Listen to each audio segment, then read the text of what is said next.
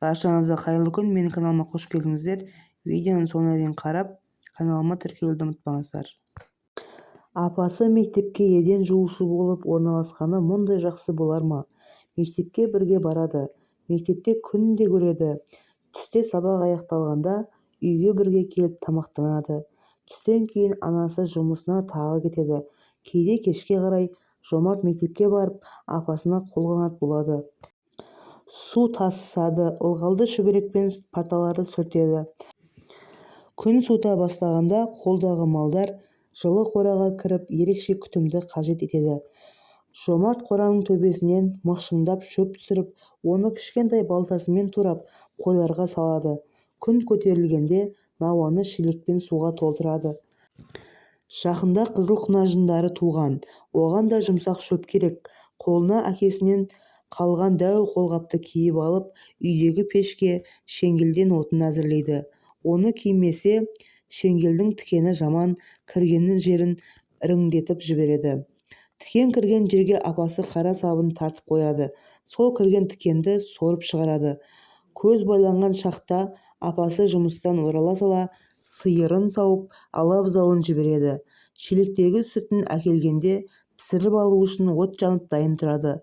Үйде айналдырған екеуі ғана болса да тіршілік таусылмайды. Соның бәрін жайғап болып барып, Жомарт үй тапсырмасын орындауға отырады да апасы тамақ әзірлеуге кіріседі. Күндегі ғадет осындай. Аспанды қорғасын бұлт қаптап, 3 күн жауын тоқтамады.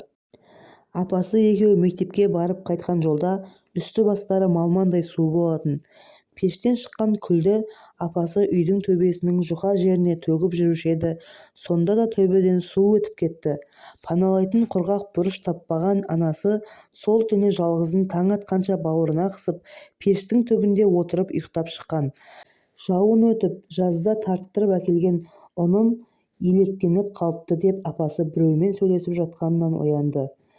Мына қалың жауында қызының жағдайын білгелі келген нағашы атасы екен. Апасы қанша қиналса да әкесінен көмек сұрамайтын. Бұл кейін білді. Жұрт ақ кемпір деп атайтын сол үйдегі нағашы әжесі анасының туған шешесі емес екен. Сол кісіден батпай төркініне бара бермейтін көрінеді. Ал нағашы апасы өте жақсы адам. Жомартты көрсе болды, бетінен сүйіп, жан қалтасынан кәмпит алып береді. Қашан көрсе де ол неғып таусылмайтын кәмпит екенін. Атасы ертесіне жастай жесір қалып, тұрмыс қиындығын тартып жүрген қызына көмегім деп су өткізбейтін пергамент қара қағаздың 10 шақты орамын әкеп тастады. Енді апасы екеуі күннің ашылуын тілеген. Бейсенбі күні таңертең оянғанда түк болмағандай күн жарқырап шығып тұр еді. Апасы 2 ересек адамды алып келіп, нағашы атасы әкелген қара қағазды төбеге жайдырып, үстінен ағаш пен темірмен басытып тастады. Енді су өтпейтін болды. Жоматай деп қуанды. Қыстың қалың қары үй төбесін басқанмен ішке су кірмейді. Көктемнің сіркіреген жауынында қара қағаз пана болып үйдің ішіне ылғал өтпеді. Жомарт өз құжыраларының маңындағы ақ шатырлы әсем үйлерге қарап, өскенде мен де осындай үй саламын. Апам жауын жауатын күні уайымдамайтын болады деп армандайтын. 4-ші тоқсанда Ырсалды тәтей, балалар сендер енді әріп танып, жазу жазып кейбірін кітапты зуылдатып оқитын болыңдар деп көтермелеп алды да, енді мектеп кітапханасына барып жазылып, қалаған кітаптарыңды алып оқуға жарадыңдар. Кітапты көп оқыған бала білімді де саналы болып өседі, тіл байлығы молаяды, ой өрісі дамиды. Сол үшін кішкентай кездерінен кітапты қадірлеңдер, сүйіңдер. Ертеңнен бастап кітапханадан кітап алып маған көрсетіңдер, не оқи бастағандарыңды деп тапсырма берді. Ұстазының айтқанын шәкірттері керемет түсіне қоймаса да, кітап оқыған адамның жаман болмасын кішкентай саналарымен сезді. Ертеңге қалдырмай-ақ, дәл осы сәттен бәрін оқып алайық дегендей сабақтан шыға бір тобы мектеп кітапханасына қарай тапырлай жүгірісті. Асығып жетіп барғандарымен есік алдында топталып кіруге батпай, сен кір, сен баста деп тұрып қалды. Әрдайым бірінші болатын үздік оқушы Мираш: «Немене қорқып тұрсыңдар, жүріңдер қане», деді де есікті ашып кіріп кетті. Қалғандары оған ерді. Соңына қарай кірген Жомарттың бөлменің ішіндегі сөрелерге қаз-қатар тізілген сонша көп кітаптан көзі тұнды. Есіктің оң жағындағы үстелде бір апай отыр еді.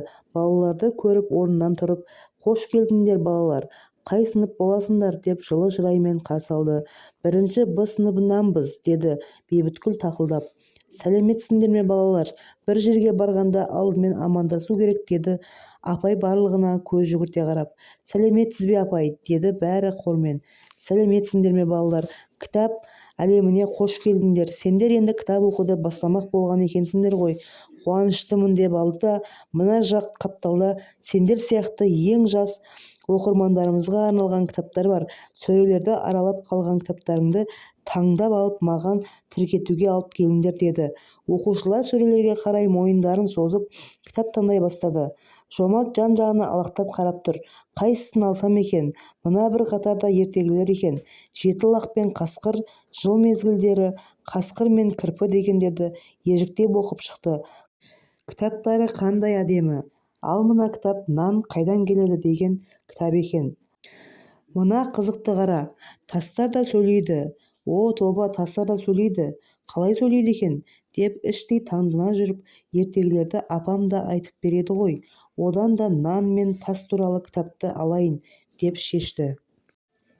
Үйде апасына Ырысалды тәтейінің тапсырмасымен кітапханаға барғандарын, кітап алғанын айтып мақтанды. «Ойпырмай, менің балам оқымысты болып, әке-шешесі жетпегенге жетер ме екен?» деп апасы қуанып қалды. «Қане, қандай кітап әкелдің?» «Міне, өзім таңдадым.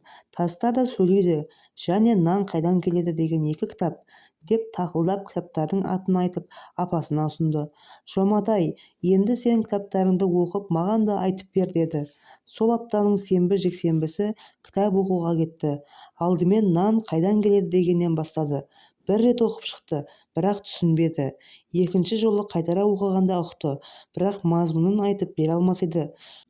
Үшінші жолы оқып шығып, өзімен өзі сөйлеп отырды. Арасында кітапқа қарап алып пысықтады. Жексенбі күнгі кешкі тамақта апасы «Ертең сабаққа барасың. Тәтейің оқыған кітабыңды сұраса, қалай айтып бересің?» деді. Жомарт апасына кітаптан ұққанын айтып ұзын ырғасын жеткізді. Атасы, әжесі және немерелері тамақ ішіп жатқанда атасы «Кім біледі, нан қайдан келеді дастарханға?» деп сұрапты. Немерелері «Әжем дүкеннен әкеледі» депті. Содан кейін атасы әңгіме айтып беріпті. «Жер анамыздан басталады» депті. «Апа, неге жер ана?» деп өз апасынан сұрап алды. «Иә, жер адамның анасы. Ол бізді асырайды.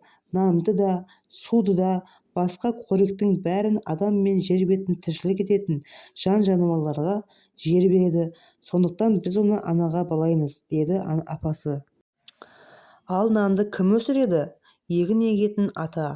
Қырға шыққанда көрдің ғой, сап-сары болып егін жайқалып пісіп тұрады. Соны диқан ата өсіреді», деп түсіндірді апасы. «Ал бидай деген не?» «Сол сап-сары өсімдіктің аты бидай. Оның бір талын дән дейді. Дәні топыраққа түскен соң аспандағы күн оны жылытады. Жердегі су оған нәр береді. Дән күзге қарай піседі. Оны комбайнмен орады. Таза бидайды қырманға апарады. Ауылдың шетіндегі қырманды көрдің ғой», деді апасы ерінбей ұқтырып. «Иә, екеуміз бардық. Қойға жем әкелдік», деп есіне алды бала. «Сол жем дегенің бидайдың кебегі. Қырманнан кейін бидайды диірменге апарып тартады. Сен таудағы диірменді де көрдің?» деді. «Иә, екеуміз көкесекпен бидай артып барғанбыз», деп есіне түсірді ұлы. «Сол тас диірменге бидайды салып тартып, аппақ ұн жасайды. Оны екеуміз алып келгенбіз. Қазір қаптарда тұр», деді апасы. «Одан сен нан пісіресің», деп қуанды Жомарт. «Дұрыс айтасың, мен саған нан, бауырсақ, шелпек пісіріп беремін», деді апасы жадырап. «Сосын қалада оны наубайхана деген жерге апарады. Онда көп нан пісіріп дүкендерге апарады.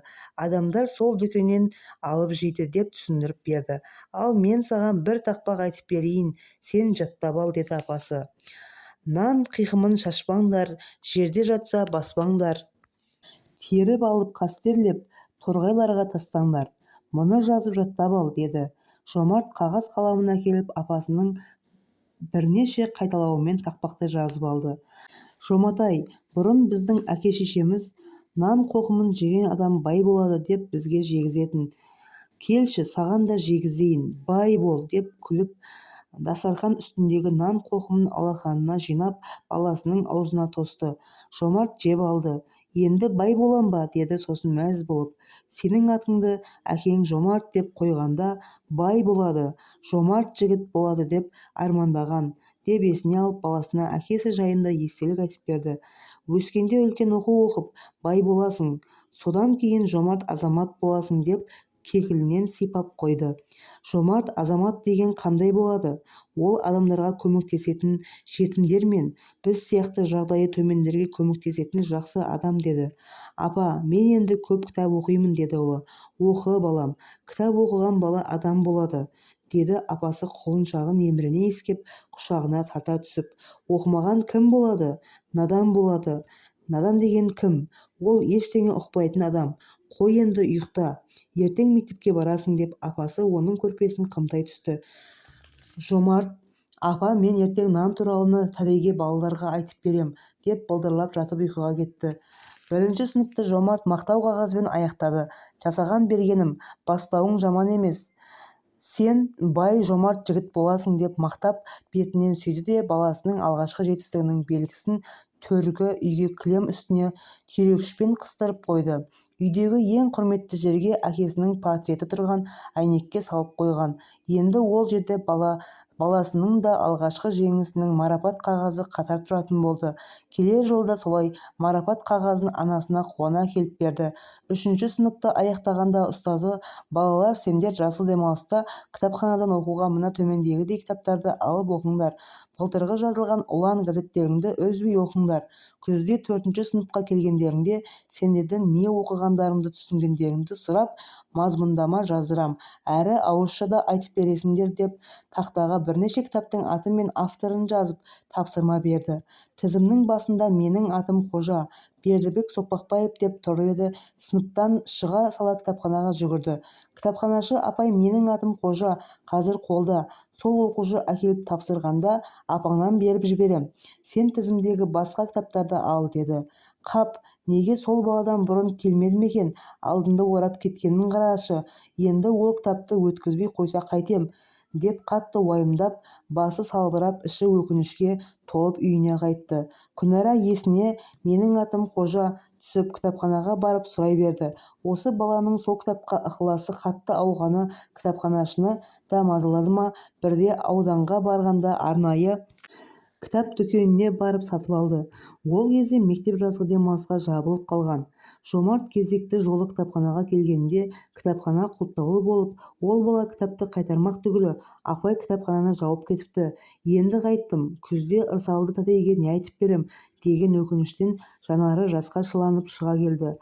Бірде апасы жұмыстан қолына кітап ұстап келді. Есік алдын сыпырып су сеуіп жүрген Жомарт оны бірден байқады. Апа, маған кітап әкелдің бе, деп алдынан арсалаңдап жүгіріп шықты.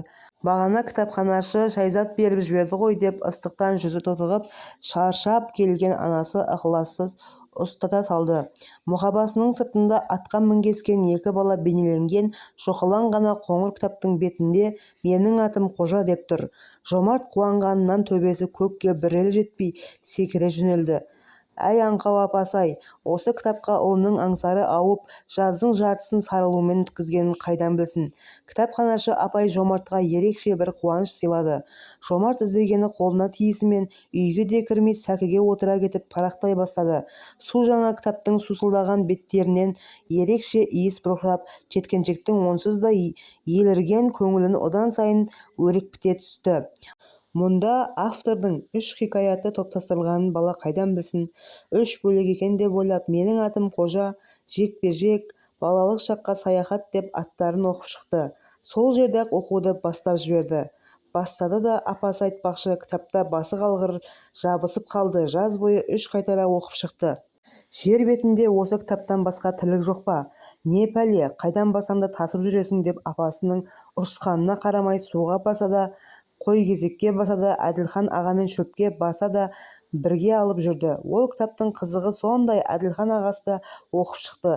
Оқығаны мұндай жақсы болар ма? Енді екеуі Қожаберген, Сұлтан, Жанар, тіпті ұстазы Майханованың қызықтары мен оқиғаларын таласа айтып ой бөлісетін болды. Шіркін, осыны апам да оқыса ғой деп ойлады жомарт. Бірақ анасы кітап оқитындай сауатты емес еді. Содан бір күні апама өзім оқып берсем қайтеді деген ой келіп, апа саған қолың босағанда мына кітапты оқып берейін бе деп сұрап еді. Апасы бұған бір түрлі көзбен қараған. Апасының мінезін жақсы біледі ғой. Ұнамаса қағып тастайды. Сондықтан асығып, аптығып, Әділхан ағам да оқып шықты. Оған ұнады дегенді қосты. Сол Әділхан ағаңнан мен кемім бе? Оқы, мен де біліп алайын деп апасы келісе кетті. Сол күннен бастап апасы екеуінің ермегі кітап оқу болды. Әсіресе менің атым Қожаның қызығына апасы әбден кіріп алды. Мына кітап екеуміз туралы ғой деп Қожаның шешесі туралы жерлерін оқығанда көзіне жас алды. Көз жасын көрсете бермейтін апасын мына титімдей кітап елжіретіп жібергені жомартты таң қалдырды. Байғұс әйел жуас шығар, содан жесір деп басынған ғой. Енесінен де ұялмайды. Маған біреу сөйтіп көрсінші деп кіжініп қояды. Иә, жомарттың апасына ешкім жолай алмайды. Оны абысындары сыртынан дүлей жеңешем деп атайды. Апасы ұлы екеуін ешкімге басындырмайды.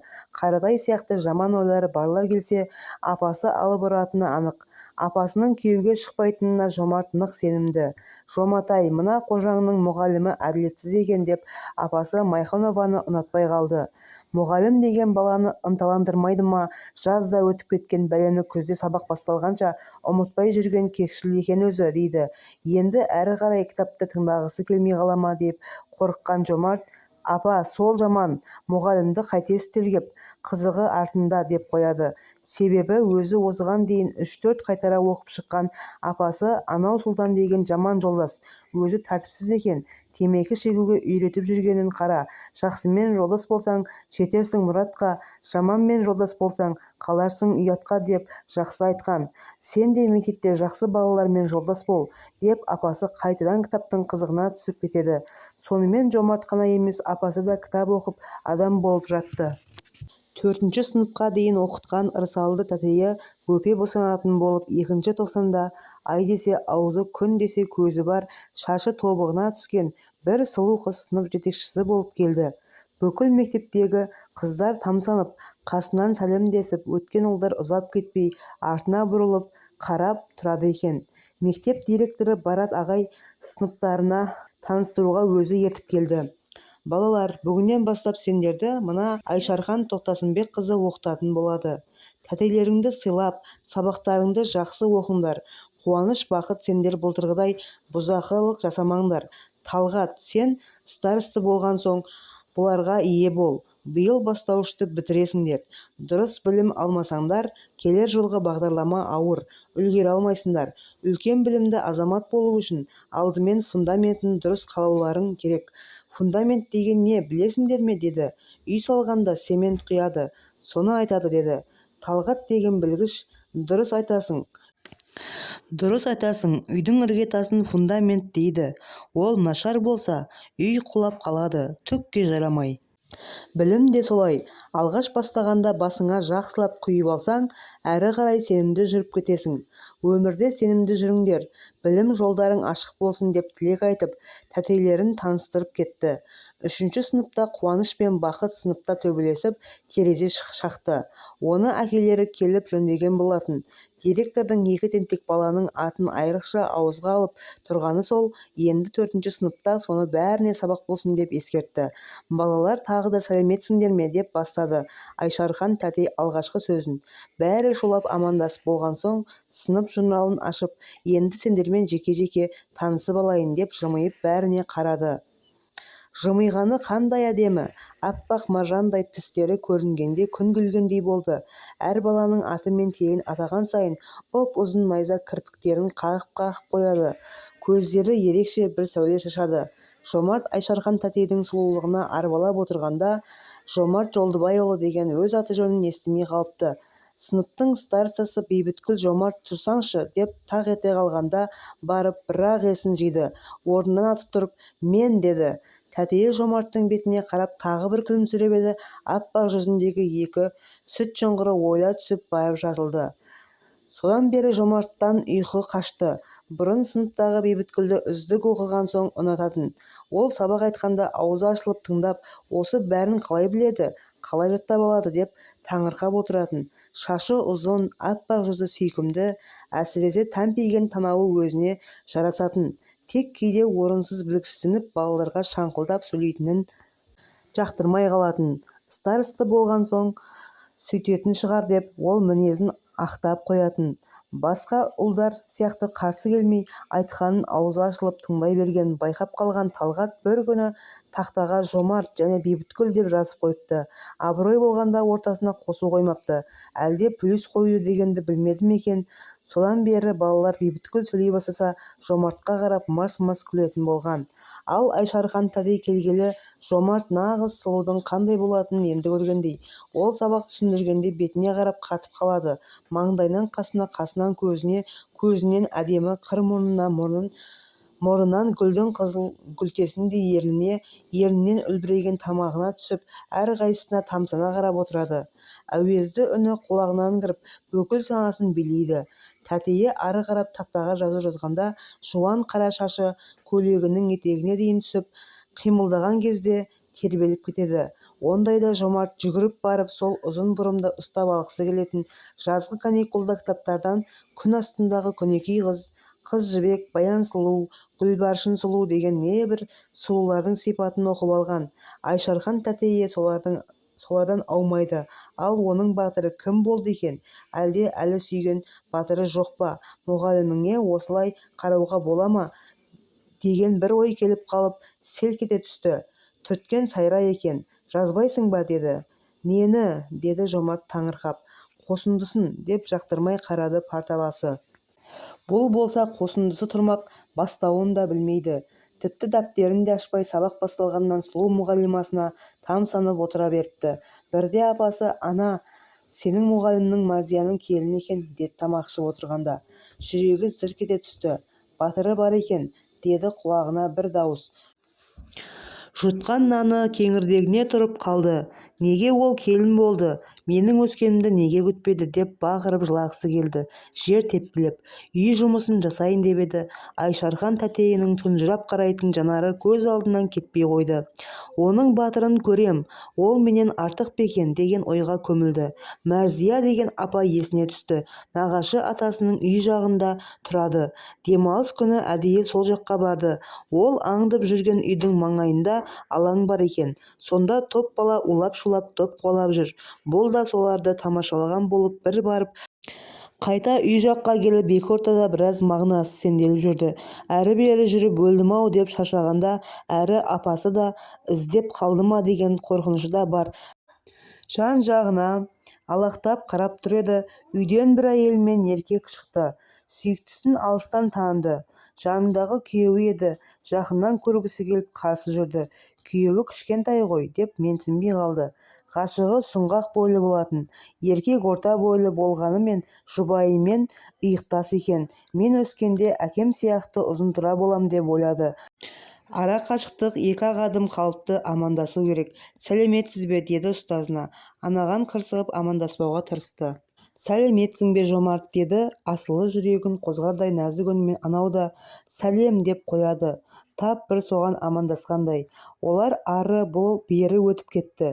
Біраз қадам жасап барып артына бұрылып, ерлі-зайыптыларға қарап тұрды. Жомарт үшін дүниедегі ең асыл жан. Талшыбықтай бұралып, қос бұрымы шұбалып кетіп барады. Анауысы жалпиған сары түк те жараспайды. Бекежан, деді қызғаныштан іші күйген Төлеген. Тамағына өксік келді. Мен неге өмірге кеш келдім екен? Әлі жүрмін кішкентай болып. Әне мен сүйген жібекті алып кетті. Өкініштен өзегі өртеніп үйге апаратын жолға бұрылды. Үйге келсе апасы есік алдындағы ескі сәкіде, қара торы жүзі күреңтіп қаһарына мініп отыр екен. Апасының адуын мінезі өзіне мәлім. Алыстан аяғын санап басып әрең жақындады. Әй жүгірмек, ойының осылсын, ойының осылғыр. Есіл дертің ойын. Менің жүрісім мынау. Мектепте балалардың аяғының балшығы мен дәретханасын тазалап, үйге келсем қызыл сиыр мен қой ешкінің боғын тазалап, қолым судан босамайды. Еден жуып. Осының бәрі кім үшін? деп жер тепсініп айғайлап алады да, сен үшін, сен оқысын, адам болсын деп жүрмін. Жақсы болып өсіп мені бағама деп жүрмін. Сен менен басқа кімге керексің? Сен болмасаң, менің жалғыз жаныма не керек? Өлім де қалам, бір жіпке асылып, деп тоқтар емес. Осы апасының мінезі қызық, көп сөйлемейді. Бір ашуланса шаңды қағып, жер жебіріне жетеді. Өлім де қалам, бір жіпке асылып дегенінен шошып кетті. Апасын тоқтатпаса болмайды. Апа, өлмеші, сені өскенде бағам, деп шыр-шыр етіп белінен құшақтай алды. Жанының жалғыз жапырағының шырылдағаны жанына жақты ма апасы? Жасаған бергенім-ау, сен екеуміздің бір-бірімізден басқа кіміміз бар? Деп жылап баласын құшақтап жерге отыра кетті. Құшақтасқан ана мен бала біраз жыласып барып басылды. Әлі де отыра берер ме еді? Өрістен қайтқан қызыл сиыр мен келдім дегендей иелеріне мөңіріп белгі берді. Жомарт-ай, Зойка кепті ғой, қашаны аша ғой, дегенде орнынан атып тұрып қора жаққа қарай құлдыраңдай жөнелді. Байғұс анасы қайдан білсін адам болсын деп жүрген жүгірмегінің Мәрзияның келініне ғашық болып жүргенін. Алғашқы махаббат дерті оңай емес екен. Жомарт содан бастап ғашықтықтан азып-тозып сабағы нашарлап кетті. Есесіне кітапханадан шықпай әдеби кітаптар оқығыш болып алды. Оқитыны кілең ғашықтық, жыр-дастандар, көне қиссалар. Оларды оқыған сайын зейіні ашылып, жады мықты болып барады. Тіпті кейбір жолдары есінде өзінен өзі жатталып қалады. Кітапханашы бұл үлкендер оқитын кітап қой десе, апама оқып берем деп өтірік айта қояды. Алпамыс батырдағы Алпамыс өзі, Айшарханы Гүлбаршын сұлу, Қозы көрпеш Баян сұлудағы Қозы өзі, Айшарханы Баян, Ләйлі Мәжнүндегі Мәжнүн өзі, Айшарханы Ләйлі, Жүсіп Злихадағы Жүсіп өзі, Айшарханы Злиха болып елестейді. Олардың махаббатқа адалдығы, қайғы-қасірет көргені, күйініш-сүйініші түндерде ұйқысын бұзып, сол жырларды ойлап шығатыны да бар. Қысқы каникулда кітаптың қызығына түсіп, қойларға шөп салуды ұмытып кетіпті. Апасы аяқ астынан келіп қалып, кітапқа жабысып қалған жерінен ажыратып қолындағы кітапты жұлып алды. Мұқабасындағы қыз бен жігіттің суретіне қадалды да қалды. Ләйлі Мәжнүн жыры деп ежіктен оқып шықты. Апасы аздап қана танитын, оқымай қалдым, әйтпесе директор балы болар едім дейтіні бар ашуланғанда. Ләйлі Мәжнүн дей ме? Деп көзін кітаптың мұқабасынан алмай, шақ еткенде даусы қатты шығып кетті. Жомарт қорыққанынан үрпие қалып, көзін тарс жұма қойды. Әй, бесіктен белің шықпай жатып, ғашықтық жырын оқып жатырмысың? Мәжнүн болып отырмысың? Қойлар анау қорада маңырап, аштықтан бұралып тұрған. Мен мынау қаңтардың аязында еден жуып, қатып сірейіп келген, деді де кітапты пешке қарай ала жүгірді. Отқа салатынын білгенде киізге жабысып қалғандай болған табаны икемге келіп, екі аттап анасының қолына жармаса кетті. Апа, апатай, мені кітапханашы құртады ғой, деп шырылдады. Сабақ оқымай қаршадайыңнан ғашықтықтың кітабын оқып жүргеніңді білсе, не істейді, білесің бе? Мектептен шығарады дегеннен шошып кетті. Мектептен шығып қалу масқара ғой. Бұзақы Жайырбек пен Болатжаннан сорлы болғаны ғой. Апасы айтпақшы, малмен мал боп кететін шығар. Апа, каникул ғой, сондықтан оқыдым. Енді ондай кітап оқымаймын. Ертең апарып берем деп жылап жіберді. Неге сен өз жасыңа лайық кітап оқымайсың? 15-ке толмай қатын алайын деп жүрмісің мына түріңмен? Көзің құрт мына ғашық-машығыңның, деп кітабын енді терезеге қарай лақтырды. Ертесіне апасы кешегі оқиғаны көрші әйелге шиқылдап күліп айтып отырғанын сырттан кіріп келе жатып естіп қалды. Апасына ұнаған сияқты. Ғашықтық кітап оқығаны, 15-інде үйленсе үйленсін, Жолдыбайдың тұқымын көбейтеді деп ана әйелде күліп жатыр екен. Табалдырықтан аттаған Жомарт кері бұрылып үйден атып шықты. Содан кейін 3-ші тоқсанда кітапханаға бармады. Сабағына ықыласты болып жүрген, бірақ ғашық болып жүрген арада біраз үлгерімі нашарлап, бағдарламадан қалып қойыпты. Бірде балалардың соңынан түсінбегенін тәтейінен сұрап еді. Ол кісі әдеттегідей көздерінен нұр төге күлімсіреп, Жомарт, сенің осы 90-ды бастаған ықыласың маған ұнап тұр. Қуанып қалдым. Мен жақсы оқыған баланы жақсы көрем деп басынан сипады. Алақаны қандай жұмсақ еді. Апасы айтпақшы, өзі Мәжнүн балаға бұдан асқан бақыт бола ма? Арқасына қанат біткендей үйге ұшып келді. Айшархан тәтейінің қап-қара тұнжы жанары көз алдына елестей берді. Құлағынан кетпей тұрып алған «мен жақсы оқыған баланы жақсы көрем» деген сөзі дүниедегі ең қымбат сөздей санасына қайта-қайта жаңғырды. Жақсы оқыса болды, ғашығы оны жақсы көреді. Бүгіннен бастап бұрынғыдан да жақсы оқимын, жақсы оқитыным сондай, бәрін таң қалдырам деп айнаға қарап тұрып өз-өзіне ант берді. 3 жыл мақтау қағазын алып аяқтаған. Апасы ата-аналар жиналысында үздік оқушының апасы ретінде төралқада отыратын. Ұлының жақсы-жаман оқитынының белгісі сол сияқты екен. 4-ші сыныпта ғашықтан сабақ үлгерімі төмендеп кеткен соң, 90 соңындағы қорытынды жиналыста апасын төралқаға отырғызбады. Жиналыстан апасы түтігіп оралды. «Саған не болды? Сабағың төмендеп кеткен бе?» деді есіктен кіре. «Жоқ, сол қалпы», деді бұл. Өлсе мойындамауға белін бекем буып, Қайран апасы мұның ғашықтықтан құрғанын қайдан білсін? Сөзіне қарағанда себебін мұғалімнен де сұрамаса керек. «Ендеше мен неге осы жиналыста төрде отырмадым?» деп қадалды. Жаңа келген мұғалім сізді танымаған шығар деп құтылып кетті. Негізі төралқаға ата-анаға қарап емес, оқушының үлгеріміне қарап отырғызады ғой. Сауаты жоқ анасы шынашақтай қушыкеш баласына алданып, мәселені ушықтырмай қоя салды. Осы 3-ші және соңғы 4-ші тоқсанда бесіктердің соңына түспесе анық масқара болатынын ұқты. Біріншіден, жақсы оқымайтын баланы ғашығы жақсы көрмейді. Екіншіден, жыл қорытындысында мақтау қағазын алмаса, апасының талқысына түседі. Төралқаға отырмаған апасының қаһарынан Құдай сақтасын. Арнама тіркелуді ұмытпаңыздар, сау болыңыздар.